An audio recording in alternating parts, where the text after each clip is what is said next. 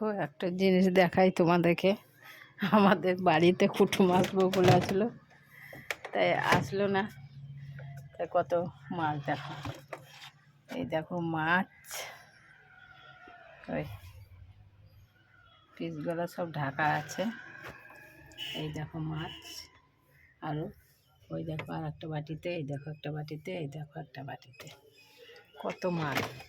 এই দেখো সবজি কেটে কেউ ফ্রিজে রাখতে হলো বাধ্যতা। আলু আরও রান্না করলাম এখন। আর এই দেখো আলু, আর এই দেখো আলু পটল একটা এখন তরকারি করব। কিছুটা ফ্রিজে ভরে রেখেছি আর কিছুটা তরকারি করব। কিছুটা এখন তরকারি করলাম নিরামিষ করে, যেহেতু আমার ছেলে আমরা সবাই আজকে নিরামিষ খাই। কুটুম আসবে বলে আজকে আমিষ খেতাম।